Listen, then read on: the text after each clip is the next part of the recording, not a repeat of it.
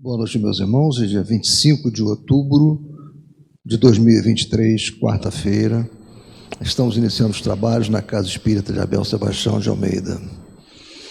Como sempre o fazemos, rogando a Deus, nosso Pai de infinito amor e misericórdia, a Jesus, nosso querido e amoroso Mestre, amigo incondicional de nossas almas, a Maria de Nazaré, nossa Mãe Santíssima, que nos envolvam no manto de paz, no manto de amor, que a nossa psicosfera esteja preparada para todos os trabalhos que se desenvolverão na noite de hoje. Bem, meus irmãos, então agora para nós começarmos efetivamente, eu vou pedir à nossa irmã Leuda que faça a leitura de uma página do Evangelho. Bem-vindos à Casa de Abel Sebastião de Almeida. Capítulo 2 do Evangelho segundo o Espiritismo, Meu reino não é deste mundo. Vamos ler sobre a realeza de Jesus. Que não é deste mundo o reino de Jesus, todos compreendem. Mas também na terra não terá ele uma realeza? Nem sempre o título de rei implica o exercício do poder temporal. Dá-se esse título, por unânime consenso, a todo aquele que, pelo seu gênio, ascende à primeira plana, numa ordem de ideias quaisquer, a todo aquele que domina o seu século e influi sobre o progresso da humanidade. É nesse sentido que se costuma dizer o rei ou príncipe de filósofos, dos artistas, dos poetas, dos escritores, etc. Essa realeza, oriunda do mérito pessoal, consagrada pela posteridade, não revela muitas vezes preponderância bem maior do que a que cinge a coroa real? Imperecível é a primeira, enquanto esta outra é joguete das vicissitudes. As gerações que se sucedem à primeira sempre a bendizem, ao passo que, por vezes, amaldiçoam a outra. Esta, a terrestre, acaba com a vida. A realeza moral se prolonga e mantém o seu poder, governa, sobretudo, após a morte. Sob esse aspecto, não é Jesus mais poderoso rei do que os potentados da terra? Razão, pois, lhes assistia para dizer a Pilatos, conforme disse, sou rei, mas o meu reino não é deste mundo. Um bom estudo para todos. Esqueci de avisar vocês que nós vamos primeiro finalizar o estudo do Antônio, que eu tinha esquecido disso, né? O Antônio não conseguiu finalizar, né? Está gravado, e aí depois nós vamos iniciar, vamos dar continuidade. Mas só para falar sobre a mensagem, né, que a Leuda leu para nós, ela está assim imbricada com o que nós estamos estudando atualmente no Evangelho segundo o Espiritismo, às segundas-feiras, que é sobre não ajuntar os tesouros da terra, né, aqueles que as traças comem, que a ferrugem destrói. Ou seja, essa realeza que ela falou tem tudo a ver com o que nós estamos estudando segunda-feira. Mas vamos ouvir o nosso irmão Antônio.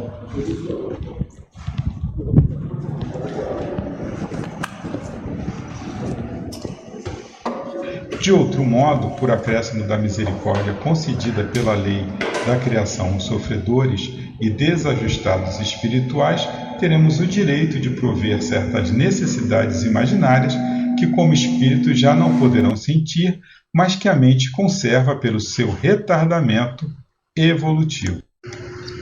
E o faremos de bom grado até que se reequilibrem as suas impressões, reconfortando e serenando-os para o advento do verdadeiro raciocínio, de que resultará a adaptação ao estado espiritual. E aí uma nota do editor, veja-se também as obras de Ernesto Bozano. Então, nós pensamos aí de uma obra do Ernesto Bozano, A Crise da Morte, claro que tem muita coisa ali, né? E a obra de Bozano é rica, né, de detalhes, enfim, sobre essa coisa do mundo espiritual, mas com relação ao assunto, nós trouxemos esse pedacinho, citando o livro Raymond, escrito pelo professor Oliver Lodge. Usando lembra que os espíritos recém-desencarnados não encontram no meio espiritual a mesma satisfação de antes, nos hábitos voluptuosos adquiridos no mundo dos vivos, e até os perdem. Todavia, quando chegam ao mundo espiritual, influenciados pelas tendências que os dominavam na Terra, há os que pedem de comer e outros que querem um gole de uísque.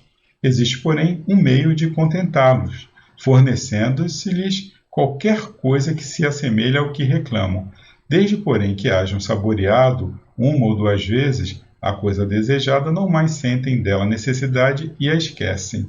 Isso aí está na Crise da Morte, né, no livro do Bozano. Claro que tem muito mais coisas, né, nessa obra, mas não temos tempo, né, para passar tudo. Bom, no dia seguinte, impressionada, iniciávamos novas consultas às citadas obras, à procura de uma base para o que se acabava de passar, e encontramos, com efeito, resposta à pergunta feita ao desvelado instrutor e também a tese para estas páginas. E aí nós vamos começar um capítulo novo, capítulo 5, Mistificadores Obsessores. O invólucro semimaterial do espírito tem formas determinadas e pode ser perceptível? Tem a forma que o espírito queira. É assim que este vos aparece algumas vezes, quer em sonho, quer no estado de vigília, e que pode tomar forma visível, mesmo palpável. Isso aí está no Livro dos Espíritos, na pergunta 95. Tão variada é a classe das entidades mistificadoras desencarnadas que chega a haver confusão com a das entidades obsessoras, tornando-se difícil, em determinados casos, separar uma da outra. Procuraremos tratar aqui de uma modalidade de mistificadores que poderá também ser considerada especialidade de obsessores, visto que participa de uns e de outros.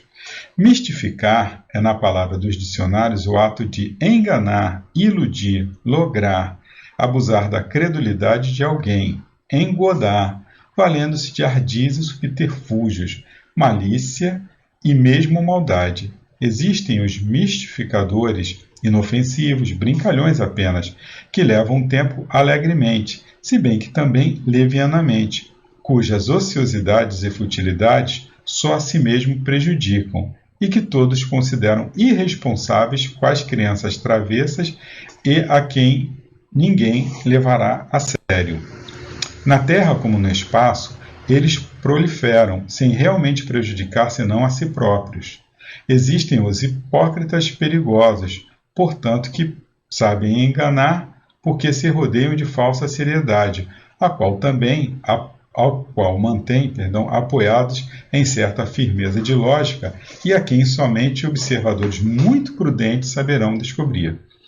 Na Terra como no espaço, proliferam também esses, quer encarnados como homens, quer como espíritos já desencarnados, causando no seio das duas sociedades sérios desequilíbrios e danos vultosos, não raro desorganizando a vida e os feitos dos incautos que se deixam embair pelas suas atitudes dúbias. Dentro do espiritismo, costumam eles, os desencarnados, causar sérios prejuízos aos médiuns orgulhosos e insubmissos à disciplina em geral, que a boa prática da doutrina recomenda, e também entre diretores de organizações espíritas pouco competentes moral e intelectualmente para o importante mistério. Então aqui ela já dá uma dica, né? O autor já dá uma dica, né? Que esses irmãozinhos eles vão ali em cima dos incautos, né? Onde exista o que? O orgulho, né? A indisciplina. Isso aí é prato cheio para esses irmãozinhos que querem a todo custo prejudicar o progresso nosso, o progresso das outras criaturas, né? E dos dirigentes também, né?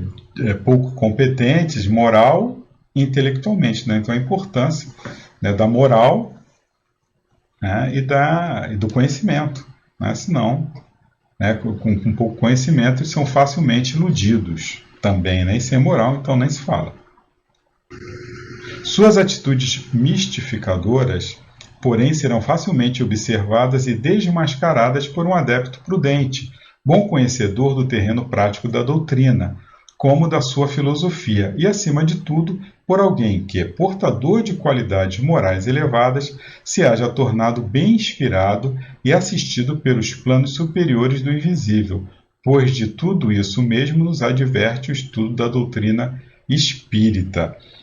Então, quem estuda no Espiritismo, você tem ali, né, nas obras de Kardec, todo o material, né, para que você possa não ser enganado. Se você estudar, né, você vai ver ali, né, várias passagens em que nós somos advertidos, né, que existe na espiritualidade esses espíritos que estão interessados em atrapalhar, e eles têm recursos, somos nós, né, são espíritos, foram pessoas que estiveram por aqui, são inteligentes, então eles podem nos iludir, podem nos enganar, então nós temos que ter aí o crivo da razão, né, e da moral. Se não tivermos moralidade, o que nós vamos estar atraindo? Eu sou uma pessoa que da porta do centro para fora eu sou uma pessoa e para dentro sou outra. Isso não existe, né? Então nós temos que ter um comportamento, o mesmo comportamento dentro e fora. Claro que dentro do centro espírita nós vamos procurar até nos contermos mais, né? Porque é um ambiente que necessita dessa concentração, mas levarmos o máximo que pudermos para fora do que somos aí dentro. Muito conhecidas são ambas as classes de mistificadores, para que nos ocupemos a repetir o que todo aprendiz do Espiritismo conhece. Há, todavia, ainda uma terceira classe, a mais impressionante, que se nos tem deparado no longo exercício da nossa mediunidade, a mais perturbadora, perigosa e difícil de ser combatida, porque geralmente ignorada a sua existência pelos próprios adeptos do Espiritismo, e a qual age de preferência nas próprias paisagens invisíveis, em torno de entidades desencarnadas não devidamente moralizadas, mas também podendo interferir na vida dos encarnados, prejudicando-os e até os levando aos estados alucinatórios ou mesmo ao estado de obsessão pelo simples prazer de praticar o mal, divertindo-se. Então, é muito complicado, né? Por isso que a gente tem que orar e vigiar. Tais entidades são perversas, enquanto que as simplesmente mistificadoras nem sempre se apresentam verdadeiramente malvadas. Obtêm aquelas resultados satisfatórios na torpe tarefa da perseguição e engodo contra pessoas que, com a devida confiança, não exerçam a oração e a vigilância mental de cada dia, como defesa contra males psíquicos, as quais atraem para seus detestáveis agrupamentos espirituais durante o sono corporal e também contra espíritos desencarnados frágeis, revoltados, descrentes ou levianos que há tempo não se harmonizaram com o dever, o que lhes evitaria tais situações após o decesso corporal. Geralmente, esses a quem aqui denominamos mistificadores obsessores não foram inimigos das suas vítimas através das existências, nem mesmo as conheceram anteriormente as mais das vezes. Se exercem a perseguição e o assédio, alcançando funestos êxitos, será porque encontram campo aberto para suas operações nos sentimentos bastardos das mesmas, afinidades morais e mentais de má categoria naqueles a quem se agarram, tornando-se então para estes tais acontecimentos o prêmio-castigo da sua incúria na prática de ações reformadoras ou da má vontade em que se voltarem para os aspectos superiores da vida. A gente não pode esquecer que nós temos um passado também, né? Que nós já, obsidiados hoje, já fomos os obsessores de ontem, então nós temos também que termos essa ideia, falar, meu Deus, eu estou tentando fazer a coisa certa e esses espíritos perturbados não me deixam em paz. Como é que Deus permite isso? Permite, né? Nós temos aí na nossa vida carnal inúmeros apelos para a gente fazer coisas erradas. E aí? Só porque nós somos convidados nós vamos fazer? Nós não resistimos, né, durante a vigília? Então, durante o sono físico também a gente tem que se preparar. Não é? O nosso espírito ele está livre, ele vai onde ele quiser, nós sentimos essa liberdade.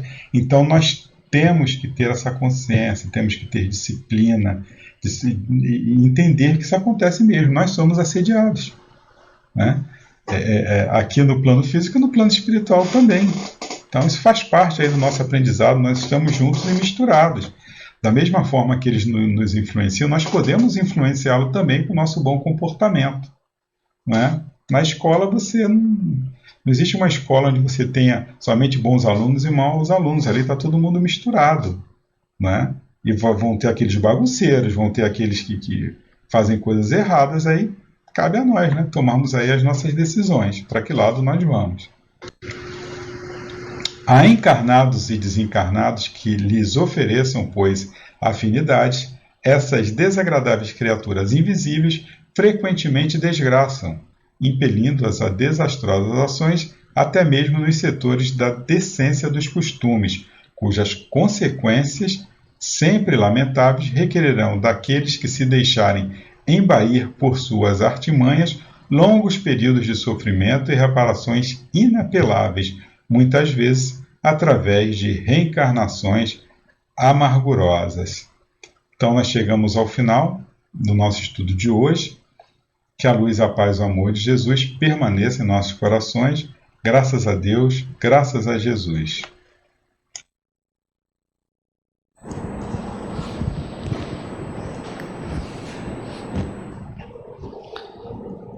Então, meus irmãos, vamos dar continuidade a esse estudo, né? Como está aqui a continuação, mistificadores, né, e obsessores, e como leu o nosso irmão, né, há uma linha tênue entre eles, né, o mistificador atuando também como obsessor em vários momentos. E nessa parte que nós vamos estudar, nós vamos encontrar uma narrativa bastante interessante de Ivone Pereira, do que ela viu no plano espiritual, né? Desdobrada por um sono magnético induzido, né, pelo espírito Charles, e ela então passa a narrar para nós, né, as visões de diversos espíritos mistificadores, coisas fantasmagóricas, criaturas horrendas, ou seja, o perispírito dessas criaturas muito transformado, né, em função de uma das suas características, que é a plasticidade. O perispírito tem como uma de suas propriedades a plasticidade. Então eu vou fazer antes de nós entrarmos no livro propriamente dito, eu trouxe 2 telas só para nós trabalharmos esse assunto. Mais uma vez um pouco, esse assunto já foi trabalhado pelo Gilberto, por Alcir, por Mauro, né? Mas vale a pena nós relembrarmos algumas coisas. O perispírito, extensão da alma, é o eterno espelho da mente, moldando-se de acordo com seu comando plasticizante. Então nós já vimos que pela força, pelo poder do pensamento, o espírito, ele molda o seu perispírito, ele muda a aparência do seu perispírito. De fato, o corpo espiritual mostra extremo poder plástico, como assinala Emmanuel, adaptando-se automaticamente às ordens mentais que brotam continuamente da alma. A forma que assume pode, às vezes, e em certos limites, dizer muito com a capacidade intelectual, com o desenvolvimento da vontade, com o treino mental, enfim, independentemente do aperfeiçoamento moral. Ensina Emmanuel por Francisco Cândido Xavier. Aí tem a transcrição aqui do que nós encontramos em roteiro. O crescimento intelectual, diz-nos Emmanuel, com intensa capacidade de ação, pode pertencer a inteligências perversas. Daí a razão de encontrarmos em grande número compactas falanges de entidades libertas dos laços fisiológicos, operando nos círculos da perturbação e da crueldade, com admiráveis recursos de modificação nos aspectos em que se exprimem. Os anjos caídos não passam de grandes gênios intelectualizados com estreita capacidade de sentir. Apaixonados, guardam a faculdade de alterar a expressão que lhes é própria, fascinando e vampirizando os reinos inferiores da natureza. Ou seja, como eles mudam, então, os aspectos em que se exprimem. Mudam continuamente, né? Essa questão dos anjos caídos aqui, nós temos até livros só sobre isso, né? Sobre esse assunto. E ainda continuando sobre a plasticidade perispirítica. Podendo plasmar múltiplas aparências, o espírito se apresenta debaixo daquela que mais reconhecível o possa tornar, se o quiser. Assinala Kardec, esclarecendo: a miúde, os espíritos se apresentam com os atributos característicos de sua elevação, como uma auréola, asas, os que podem ser considerados anjos, resplandecente aspecto luminoso, enquanto que outros trajam as que recordam suas ocupações terrestres. Assim, um guerreiro aparecerá com sua armadura, um sábio com livros, um assassino com um punhal e etc. A figura dos espíritos superiores é bela, nobre e serena. Os mais inferiores têm qualquer coisa de feroz e bestial, e por vezes ainda mostram vestígio dos crimes que cometeram ou dos suplícios por que passaram, sendo-lhes essas aparências uma realidade, isto é, julgam-se quais aparecem, o que é para eles um castigo. Então nós encontramos isso em Obras Póstumas. Obras Póstumas é uma obra pouco estudada por alguns espíritas, mas que não deve ser relegada a segundo plano.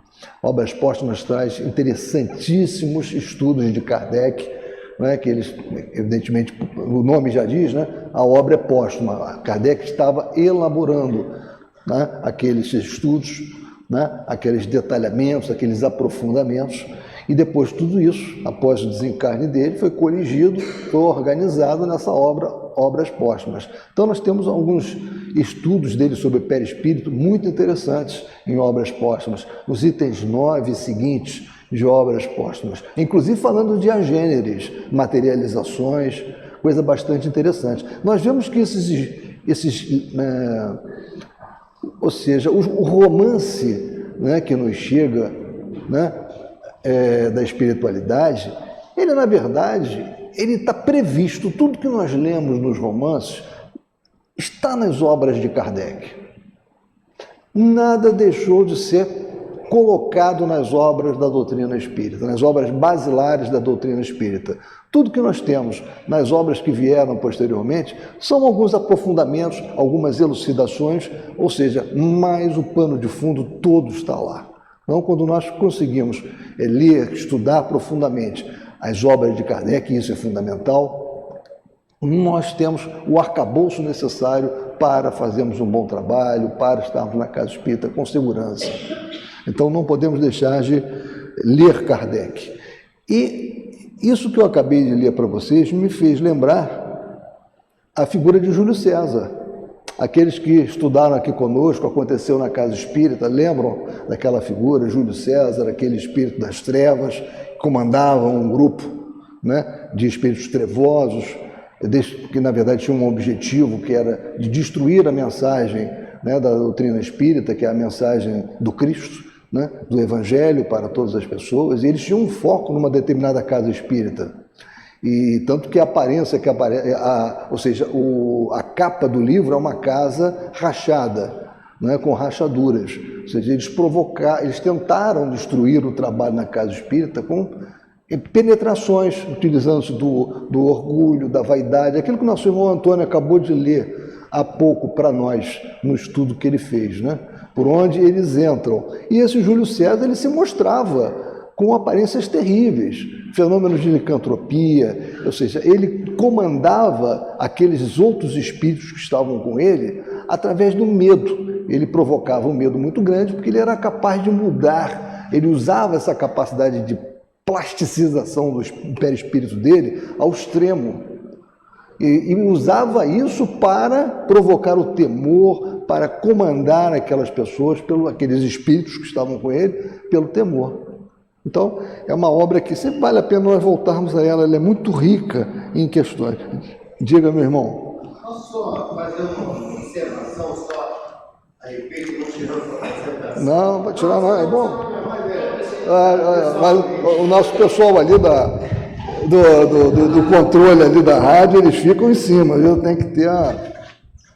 Boa noite, meus irmãos, quem eu não vi, que eu não cumprimentei. Era só para comentar a respeito, estão falando muito sobre plasmar, o mal consegue também plasmar coisas ou adquirir certas formas. Um dos livros do André, que eu não tenho certeza se é o 7º livro, a Libertação, acho, que ele desce num umbral mais profundo e é uma cidade plasmada no mal, só com espíritos negativos. Na Libertação. Ele exatamente é o mesmo caso que o Dionísio comentou agora. Ele, com a intelectualidade dele, ele domina toda aquela cidade. Ele é o juiz daquela cidade. Então, para ver o poder da elasticidade, o poder da criação da forma, da transformação ali, do mal também. Não só o bem manipula a matéria, mas ali o fluido cósmico, mas o mal também tem esse poder. Apesar de ter uma intelectualidade excelente, moral não tinha nenhuma. Eles resgataram justamente esse juiz, esse... Exatamente, são altamente magnetizadores.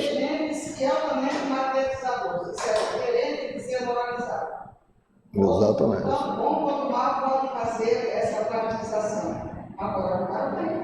É isso que está falando desde o início, desde a primeira estão falando, o mal também consegue. Então o pessoal pensa que não, o mal não tem as condições do bem, mas é só para lembrar esse. Sim, muito bom, boa intervenção. Libertação.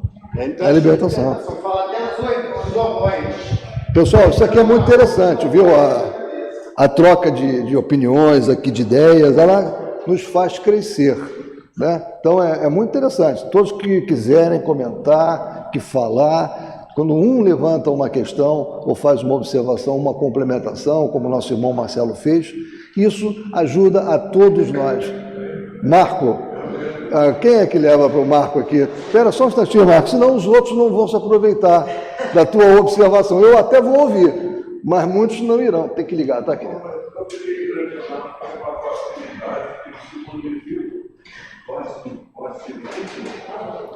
Fala agora, Marcos.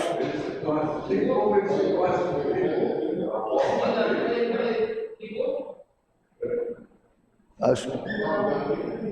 Liga.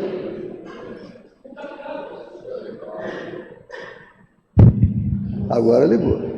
É isso mesmo que eu estou falando, é como ele usa um organismo, esse mistificador, ele se transforma em cada coisa impressionante. E para mim parece que eles não têm tanto conhecimento sobre o que eles se transformam. Diz que tem uma hora lá, eles podem até não voltar ao estado normal, devido à intensidade que eles utilizam para se transformar em monstros, em coisas. Eu fiquei impressionado. Como é que eles brincam com a... Exatamente, isso mesmo. Em diálogo com as sombras, né, nós temos isso na parte que fala dos magos. Exatamente. Bem observado. Deixar com a Jace ou com alguém, né, para... Mas muito bem, pessoal, não vamos participar, porque isso aqui fica bom quando nós participamos, quando cada um de nós participa, aí que fica bom. Só comigo aqui acaba dando sono. Então, pessoal, só dando continuidade nessa parte preparatória para o que nós vamos pegar no livro, o leitor que atento perlustrar as páginas de algumas... Não, agora já entramos no livro, tá? O leitor que atento perlustrar as páginas de algumas obras doutrinárias, mormente as psicografadas, há de observar citações sobre falanges inferiores do mundo invisível, que afligem e perturbam os recém-desencarnados, aqui faltou o S dos desencarnados, desprevenidos. Falanges cujos integrantes seriam vultos disformes, grotescos, extravagantes e cujas configurações e ações pareceriam fruto de pesadelos, aqueles que não se afinam com as blandícias, né, com a meiguice, brandura da espiritualidade. Provocam-nos, seduzem-nos, aterrorizam-nos, criando 1000 fantasmagorias que às pobres vítimas parecerão alucinações diabólicas, das mesmas se servindo ainda como joguetes para a realização de caprichos, maldades e até obscenidades. E isso acontece muito quando acontece muito no desdobramento. Quando nós dormimos, estamos semi-desprendidos do corpo, não é? E no plano espiritual isso acontece muito. Comumente queixam-se os suicidas de tais falanges, cujo assalto lhes agrava no pélago de males para onde o suicídio os atirou. Nós vimos também muito isso no estudo que fizemos, né, do antepenúltimo livro, né?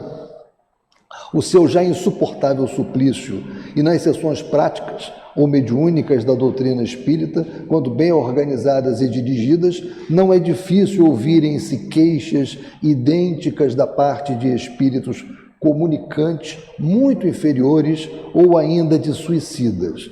E aí, como eu falei, né, em Memórias do Suicida, nós já estudamos isso, e essa obra, ela também é riquíssima, é uma obra também de Ivone Pereira, é riquíssima no relato sobre esse tipo de ocorrência, né? Que aspecto mostrariam essas entidades, porém, para serem consideradas tão feias e repulsivas por todos quantos a elas se referem, revelando-as aos homens? Que espécies de deformidades para torturarem até a loucura um recém-desencarnado ou um homem, a este, porém, perseguindo, de preferência no estado de sono, até ao extremo de uma obsessão. É o caminho da obsessão, é como ela falou antes, né? Esses mistificadores ficam numa linha tênue entre apenas a mistificação e a obsessão, né? Há uma penetração nessa área, há uma interseção nessa área. Em Diálogo com as Sombras, então, na página 114, nós podemos, para aqueles que quiserem depois procurar e fazer uma pesquisa complementar, Em Diálogo com as Sombras é uma obra que todos têm, até porque já estudamos. Vejam na página 114 sobre isso. Vale a pena. Confessamos que tais cogitações jamais nos preocuparam e, por isso, nossa atenção não se voltaria para o assunto se nossos próprios guias espirituais para ele não nos despertassem um interesse, embora já tivéssemos notícias da sua existência no mundo invisível. Ora, foi uma dessas falanges estranhas, surpreendentes, extravagantes, que nosso instrutor espiritual Charles nos levou a conhecer e examinar, durante certo desprendimento sob a ação letárgica, em memorável lição que aqui tentaremos descrever por sua ordem e sob suas intuições vigorosas, em a noite de 18 de março de 1958. E aí ela começa a narrar. Uma de nossas parentas, menina de 10 anos de idade, justamente a caçula dentre 6 irmãos, acusava anormalidades nos modos comuns a uma criança, anormalidades que uma razão esclarecida em assuntos espíritas compreenderia provirem de influenciações da parte de seres desencarnados inferiores. Caracterizavam-se os seus modos por trejeitos cômicos, carantonhas horríveis, palavreado piegas ou atrevido, desagradável, tolo, que a todos da família irritava e aos estranhos escandalizava, e tornando necessária toda a paciência e boa vontade, que a doutrina espírita recomenda, para que se pudesse suportar tal estado de coisas. Pois, além do mais, a dita criança se rebelava contra qualquer disciplina, desobedecendo a tudo, renitente, odiosa, dando mesmo impressão de se encontrar desequilibrada das faculdades mentais. Tentaram-se castigos variados, sem serem esquecidas as clássicas sovas de chinelos. Tais, porém, os escândalos por ela provocados nessas ocasiões. Tais cenas se desenrolavam, então, dentro do lar, com repercussões desagradáveis até pela vizinhança, que substituída foi a prática dos castigos de conselhos, amabilidades, persuasão, etc. A criança, no entanto, resistia irritantemente a todas as afabilidades, como resistira aos castigos, rejeitava a prece e aos passes que lhe desejavam aplicar, continuando com as mesmas atitudes impertinentes. Fora das crises, no entanto, mostrava-se perfeitamente normal, conversava com inteligência e demonstrava até precocidade, e era aplicada nos estudos, com boas notas no curso primário que então concluía.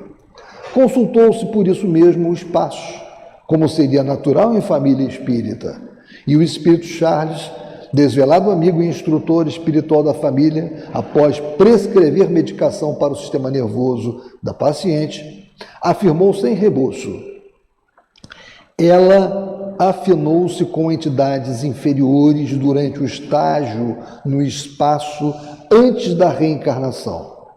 Arrependimento sincero, porém, levou-a a tempo a se retrair das mesmas e desejar encaminhar-se para melhores planos. É médium, ou antes, possui faculdades mediúnicas que futuramente poderão frutificar generosamente a serviço do próximo, se bem cultivadas. Os antigos companheiros do invisível assediam-na, tentando reavê-la para o sabor de velhos conluios. Então, como por trás, muitas vezes, de um comportamento tão difícil, você vê o plano espiritual agindo subrepticiamente. Conheceis o remédio para tais desarmonias.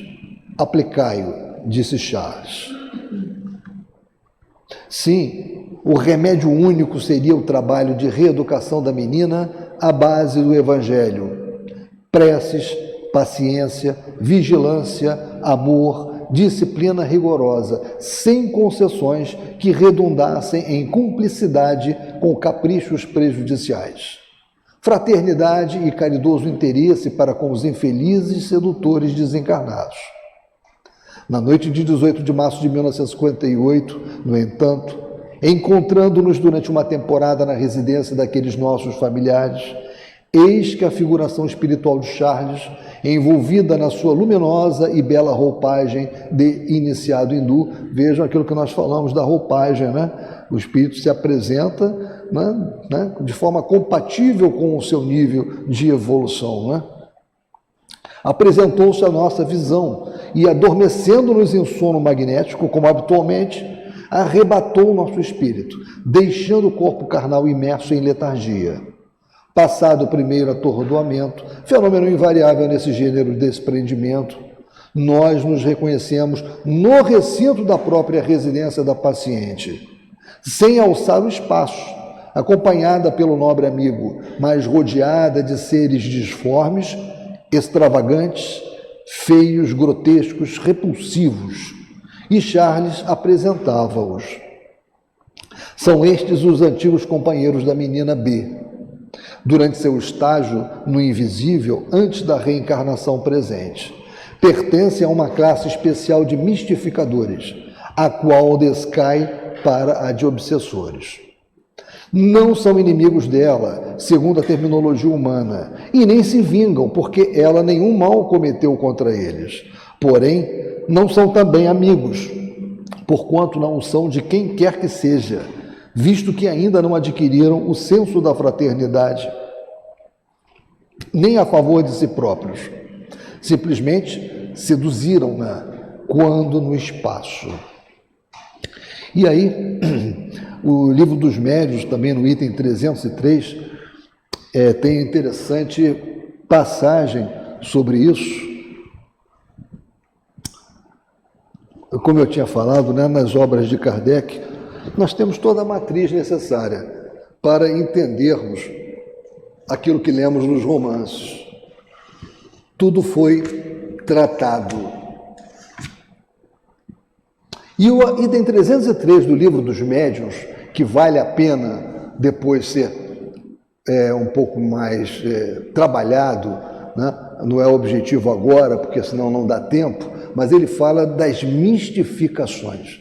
Então é um capítulo sobre mistificações. E esse item 303, vejam como ele vem aqui redigido. Se ser enganado é desagradável, ainda mais desagradável é ser mistificado. Esse, aliás, um dos inconvenientes de que mais facilmente nos podemos preservar. De todas as instruções precedentes, ressaltam os meios de se frustrarem as tramas dos espíritos enganadores.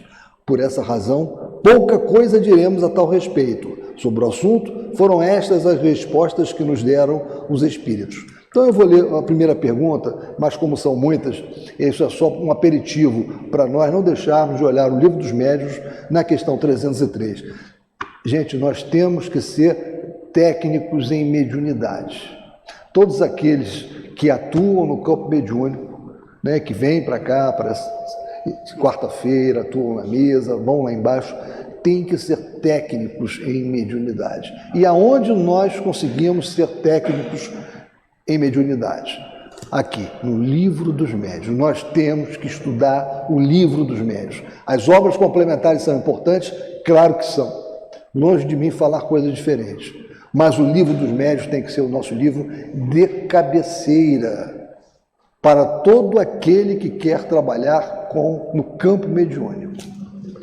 Então, essa questão aqui, essa primeira pergunta na questão 303 aqui, no item 303, fala: as mistificações constituem um dos escolhos mais desagradáveis do espiritismo prático. Haverá meio de nos preservarmos deles? E o espírito começa o esclarecimento. Parece-me que podeis achar a resposta em tudo quanto vos tem sido ensinado. Certamente que há para isso meio simples, o de não pedirdes ao Espiritismo senão o que ele vos possa dar. Seu fim é o melhoramento moral da humanidade. Se não vos afastardes desse objetivo, jamais sereis enganados, porquanto não há duas maneiras de se compreender a verdade moral, a que todo homem de bom senso pode admitir. Os Espíritos nos vêm instruir e guiar no caminho do bem, e não no das honras e das riquezas, nem vêm para atender às vossas paixões mesquinhas. Se nunca lhes pedissem nada de fútil, ou que esteja fora de suas atribuições, nenhum ascendente encontrariam, jamais os enganadores. Donde deveis concluir que aquele que é mistificado só o é porque o merece, ou seja, porque está se afastando da moralidade. E aqui, como eu falei, isso aqui é todo um capítulo que fala dos mistificadores e que é muito interessante de ser estudado. Volto a lembrar. Foi apenas uma oportunidade, né? Porque o romance tem isso, o romance mediúnico, as obras complementares, elas nos provocam essas incursões, né, nas obras, principalmente nas obras kardecianas, nas obras do Pentateuco kardeciano. E ela, inconsequente, a menina, né, no plano espiritual, leviana, prazenteira, sedenta de novas sensações, e por que não dizê-lo, inferior, carente de ideais generosos que a impelissem para o alto, mas também sem maldade, deixou-se embair pelas suas mistificações e engodos, e afinou-se com eles, no simples intuito de se divertir. Vejam como é perigoso. Supondo-os inofensivos, tal como o homem folgazão que se mistura a um bando de carnavalescos a fim de se distrair das preocupações fatigantes, sem medir quaisquer consequências. Com o tempo, no entanto, verificou o erro que cometera e retraiu-se, procurando na prece o auxílio que lhe não faltou. Não há prece sem resposta, nós sabemos disso. E asilou-se entre vós, reencarnada como se o fizera no seio de um reformatório, onde se reeducasse, impulsionando-se para progressos novos. Observa-os. Eles não vêm a mim, mas a ti somente. Isso é Charles falando para ela. E quais crianças travessas exibirão suas peraltices, as quais eles próprios julgam irresistíveis, pensando em seduzir-te para seu bando. Revelou então Charles a identidade espiritual da menina em questão, a qual existira ainda neste século no ambiente doméstico que fora o nosso próprio, porém sem laços consanguíneos, e durante nossa infância, proibindo, todavia, revelássemos seu antigo nome e condição a quem quer que seja.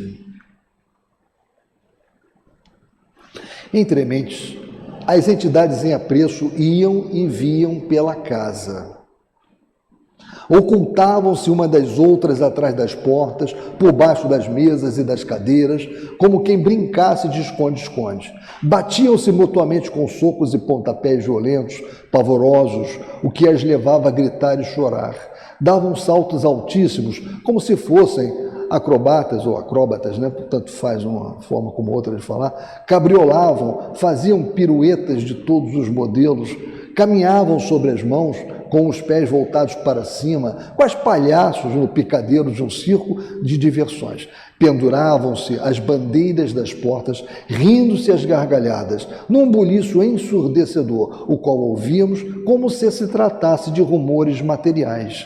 Pregavam dentadas umas nas outras, puxavam-se os respectivos cabelos aos berros, cuspinhavam-se reciprocamente quais moleques que brigassem, choravam de dor, corriam atrás do agressor, esbofeteando-se mutuamente. Vestiam-se grotescamente e eram como que carnavalescos fantasiados, vestes extravagantes de cores muito vivas, bimbalhando guizos com as bufões medievais, algumas berrantemente listradas, outras apresentando blusões ou camisolões excessivamente grandes no corpo, enquanto ainda outras, com calções curtos e muito apertados, deixavam à mostra pernas marmóreas e como que ressequidas, verdadeiros caniços ou muito grossas, revestidas de meias berrantes, tortas, deformadas. Que cenário, né?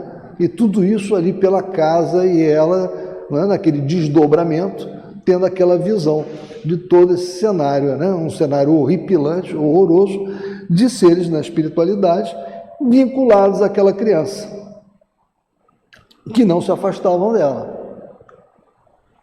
Suas cabeleiras dir-se-iam postiças, excessivamente abundantes, caindo em manto pelas costas e ombros e semi-ocultando o rosto, ou curtas, excessivamente ralas, mas endurecidas, como revestidas de arame, ruivas eriçadas para cima ou para os lados, até o horrível.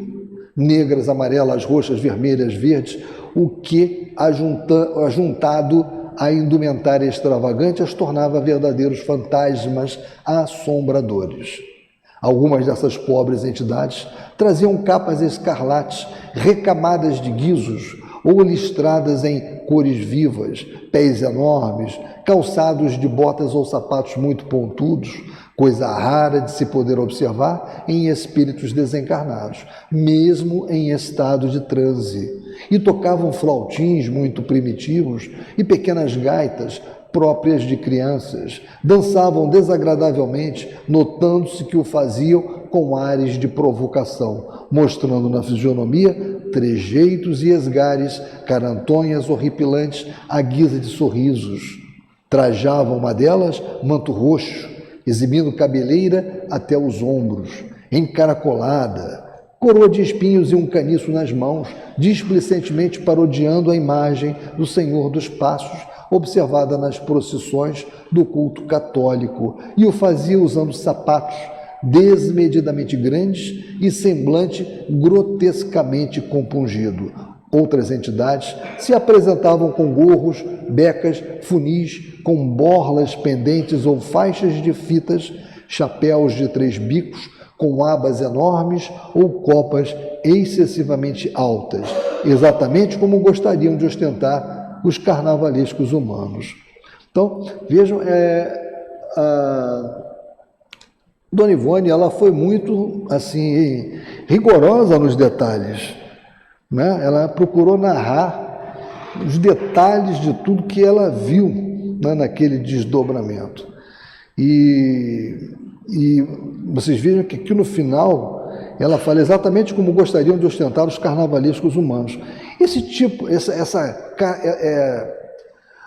esse tipo de espírito, né, esses espíritos que estão nessa condição, como esses que ela está se referindo, eles estão presentes nos ambientes carnavalescos, né, a mãos cheias, né? Sempre onde existe multidão, onde existe muita lascívia, onde existe, né, o encontro de mentes desalinhadas, eles estão ali aos magotes, né? Eles estão ali cheios, permeando, acotovelando, influenciando, fixando-se. Por isso que nós devemos ter sempre muita preocupação nos ambientes em que nós vamos, aqueles que nos são queridos, os nossos filhos, os nossos parentes, né? Tentar, né? Eu sei que é muito difícil, mas nós devemos tentar, e conversar é a melhor forma, tentar orientá-los é a melhor forma, porque esse tipo de influenciação, ele é encontrado demais nesses ambientes. Acreditamos mesmo, dando continuidade, que tais falanges influenciam durante o carnaval, vejam. Acreditamos mesmo que tais falanges influenciam durante o carnaval os incautos que se deixam arrastar pelas paixões de Momo, impelindo-os a excessos lamentáveis, comuns por essa época do ano e por meio dos quais eles próprios, espíritos, se locupletam de todos os gozos e desmandos materiais, valendo-se para tanto das vibrações viciadas e contaminadas de impureza dos mesmos adeptos de Momo, aos quais se agarram, né? Para aqueles que bebem, eles coçam os gorgomilos para provocar a sensação da bebida, porque eles querem a ingestão do álcool, que a emanação etílica lhes é fundamental, eles são viciados e levaram essa viciação para o plano espiritual ainda. Para aqueles que fumam, eles se agarram também e provocam a vontade de fumar e outros vícios, outras viciações também. Então nós sabemos que, como diz André Luiz, muitos deles fazem uma verdadeira enxertia fluídica, é como se fosse um sapato que se amolda ao pé. O perispírito gruda tanto com o perispírito do encarnado, né, que é difícil que ele largue até que ele consiga saciar os seus interesses. Se os seus interesses é do lado sexual, suas energias sexuais, ele vai provocar até que haja alguma coisa que o satisfaça. Então é o alerta que está aqui, né? Está aqui até marcado, Dona Ivone nos mostrando. Algumas dessas fias criaturas espirituais traziam uma feição ainda mais singular, completamente impossível a um cérebro humano engendrar, a qual seria, antes de tudo, grotesca e cômica, não fora a dramaticidade que, em essência, conserva com a possibilidade de levar à loucura alucinatória, não apenas os espíritos recém-desencarnados, que caem em suas garras no além-túmulo, mas também pessoas encarnadas que por elas se deixem influenciar até a possibilidade de enxergá-las com frequência e plenamente se afinarem. Por isso mesmo, com suas vibrações, mostrava-se uma delas excessivamente alta, roliça, qual o tronco de árvore. Eu já vou finalizar.